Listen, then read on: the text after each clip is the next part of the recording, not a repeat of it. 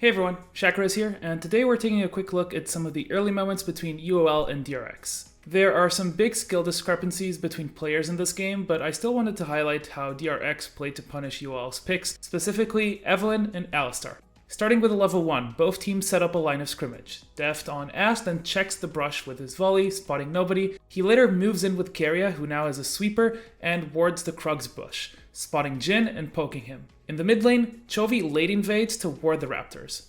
Now, Evelynn has a rather weak early game. She isn't a super fast clearer and really shines at level 6 when she unlocks invisibility and her ultimate, so it's typical for Evelynn to resort to full clear routes. DRX's goal is to track her and invade her using their lane priorities and a faster jungler in Nidalee. The other pick that is quite weak early is Alistar. Now, he was picked into Pantheon support, but this is obviously not a pick for lane. Alistar's level 1 is basically non-existent unless you run up to him to get pulverized. Without his combo, and in most cases level 3, he's quite useless. DRX, on the other hand, have Ashe and Pantheon. Ashe has a higher auto range than Jhin, but more importantly has a 1200 range volley, and Pantheon has Comet Spear, also up to 1200 range. They essentially are a double range bot lane at level 1 against this lane, and they play far up, denying farm and experience and poking off cooldown, heavily punishing the Alistar pick. Now at level 2, Deft gets Hawkshot and throws it out. And having the lane pushed means he can hit an angle where it reveals red, raptors, and all topside camps. With Gromp, wolves, and raptors up, as well as red down,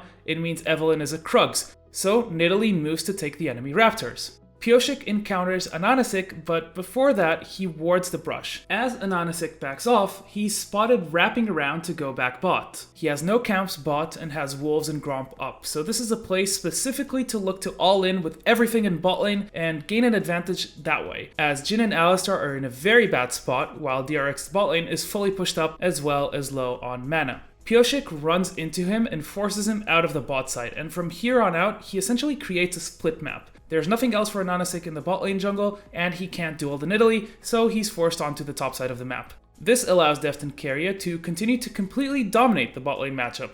For a moment, there also seemed to be a plan with a wave crash alongside a mid-roam to make a dive bot happen, but the timing ends up not working out between the waves, Pyosik being delayed, and Chovy's roam. I do want to briefly highlight set mid and how Chovy plays out this lane. He's essentially trading health for priority in his lane so he can roam. Set has a passive that gives him more health regen the lower he is, and alongside Doran's shield, fleet footwork, and second wind, he can eat Orianna's meager harass in the early game, essentially ignore her, and just punch minions. Haha, Set go brr.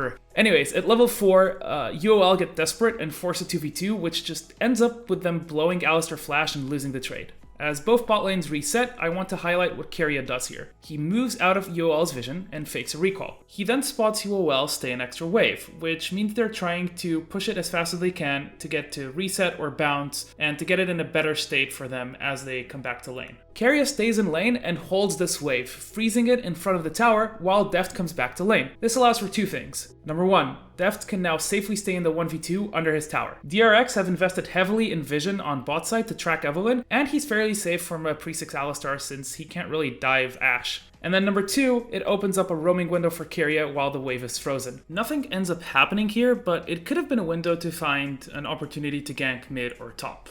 As Pantheon comes down to lane, the wave is still frozen, and UOL need to step up to push the wave and hope they can get it to reset. Pantheon's Scryer's Boom spots no vision, which opens up a window to punish the flashless Alistar with a gank, and Alistar gets killed and then he gets killed again later. With this, DRX opened up a significant lead. They were also able to put Evelynn behind and limit her impact with the split map. But yeah, anyways, that's going to be it for today. Let me know if you like this short breakdown format. I can't do anything more long form because I have Riot projects ongoing, but yeah, hope you guys enjoyed this one.